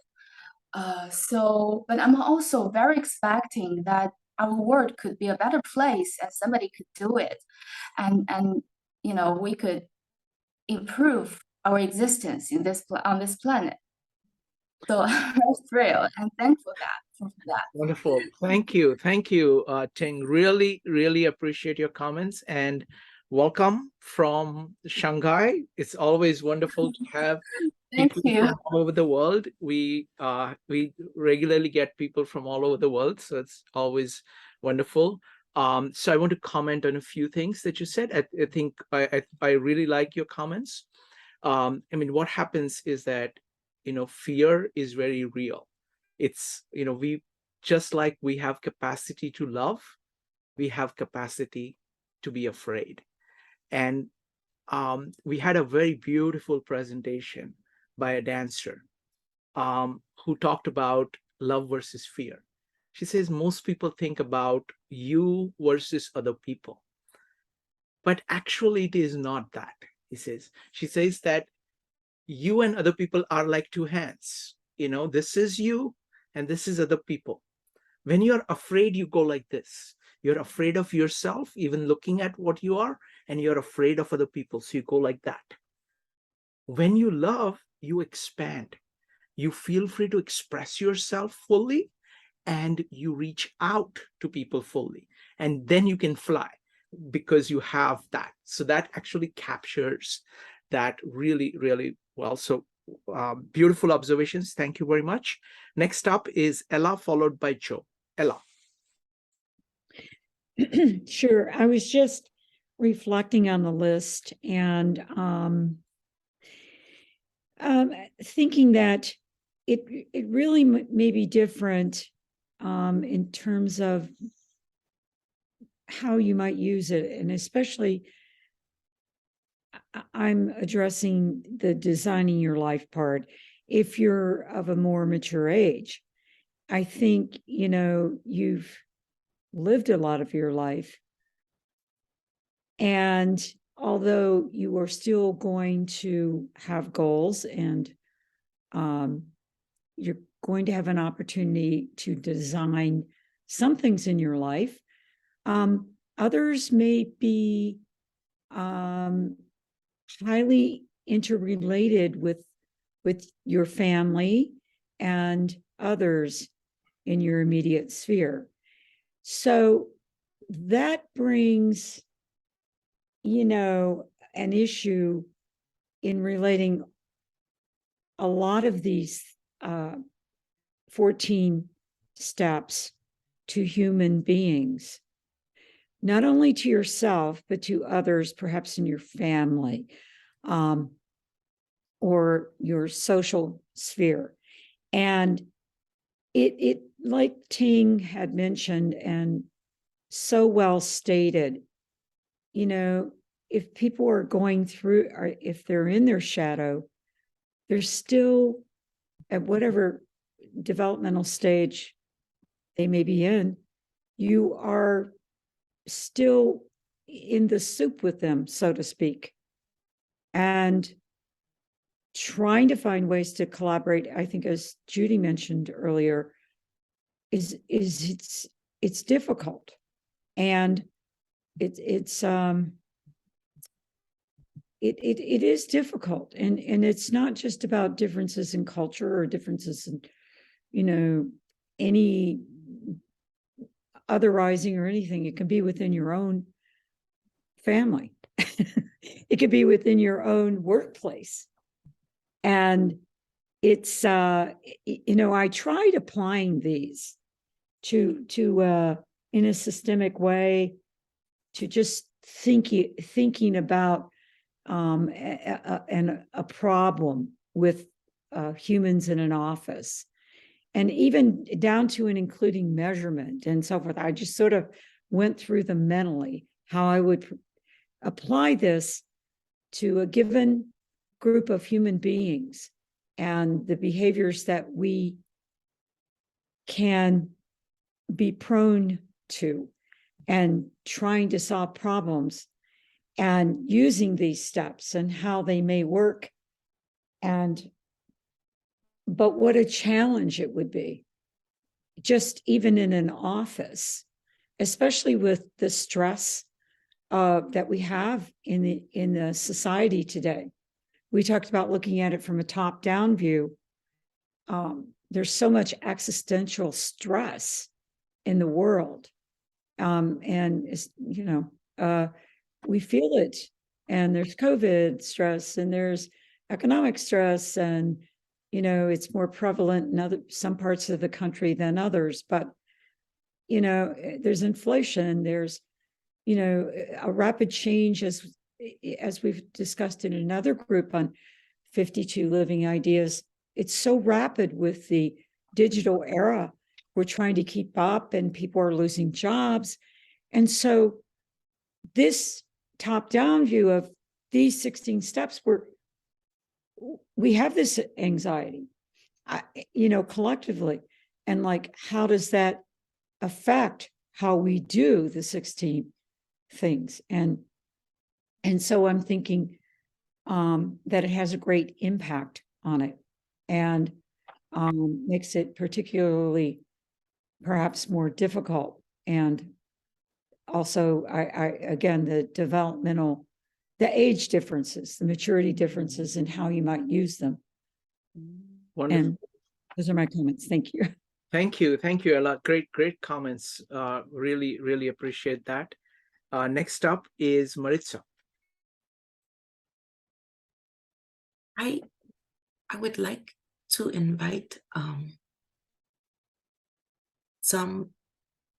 anyone who's viewing this from the difficulty. I invite you to view it from another perspective. So the idea that comes to mind to me when this idea of designing our lives is that so long as one is alive, there exists a life to design.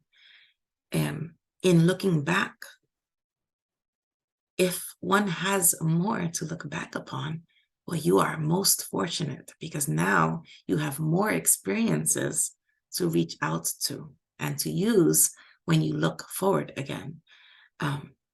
And yes, this is, and not to say, I don't think that any of these, so these are not steps.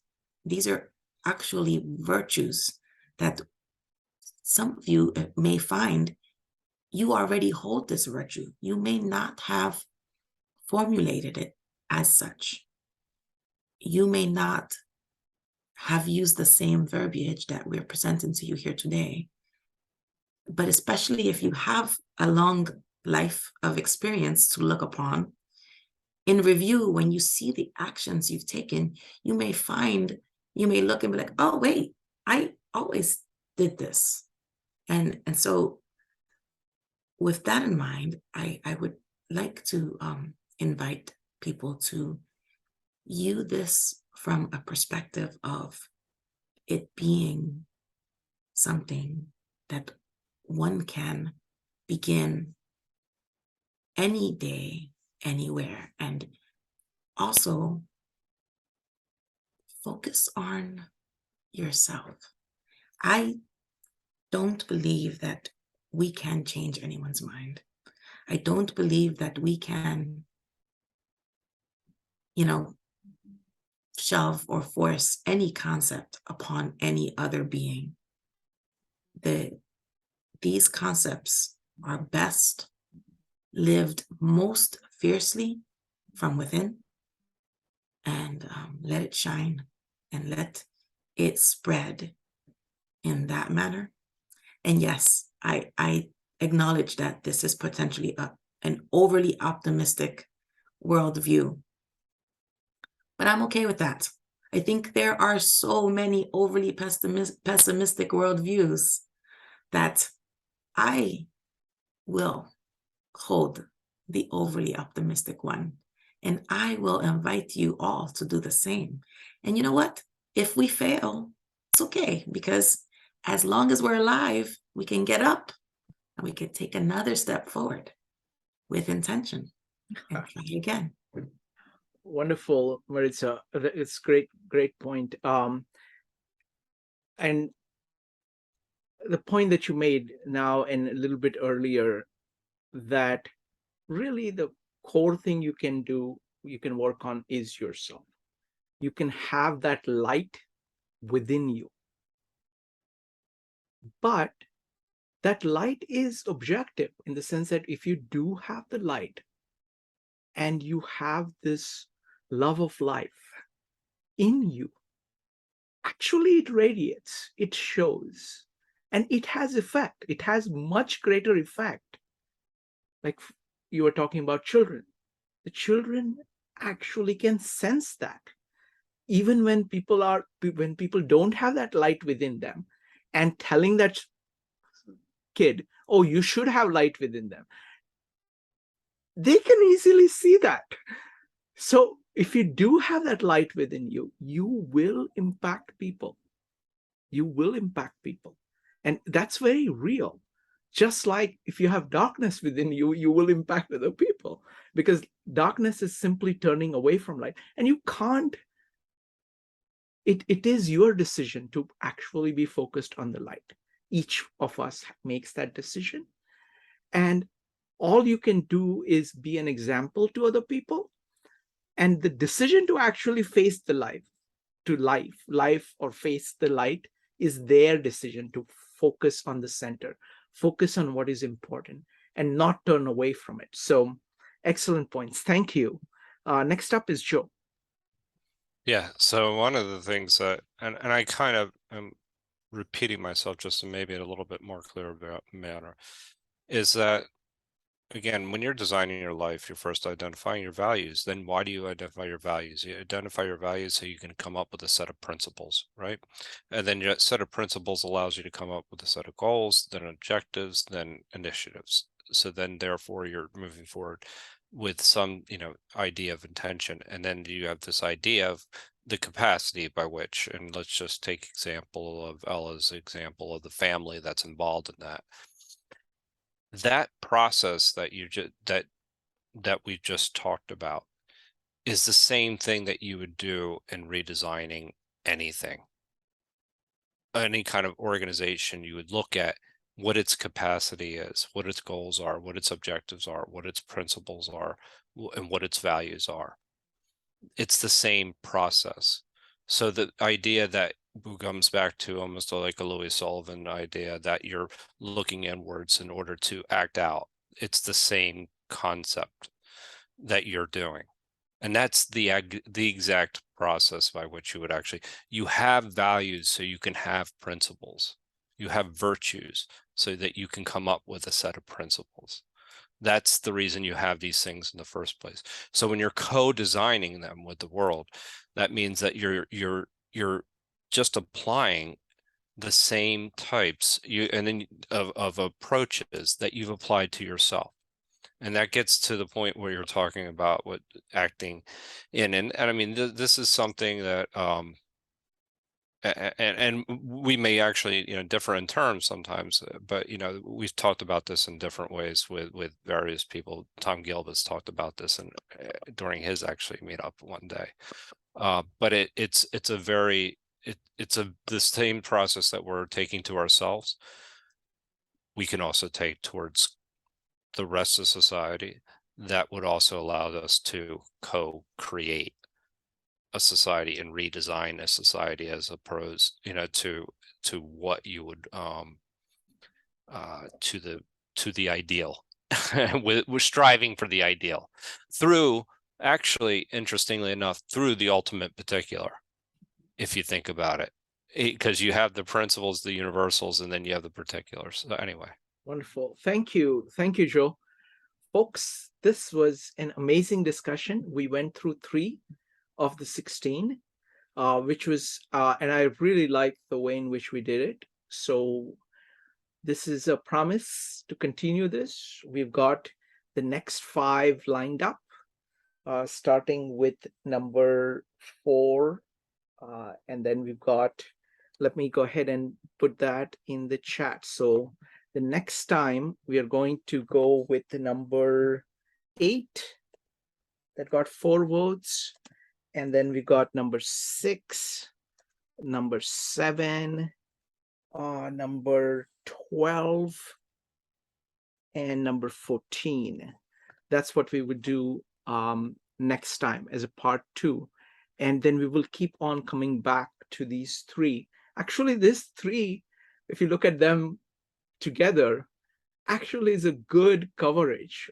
It gives you a very good coverage of these entire virtues. And I'm quite amazed of the fact that we've chosen these 3. So thank you very much, everybody. And I hope CJ likes this meetup. This is, I'm sure he's going to watch it. And so CJ, thank you so much for putting all this work together. All of us have learned so much. And the fact that we are able to discuss these concepts at this level is all thanks to the work that you have put in here. And we promise you we're going to do the second part at the next possible moment. All right. So thank you very much, everybody. And thank you. Particular thanks to Ting.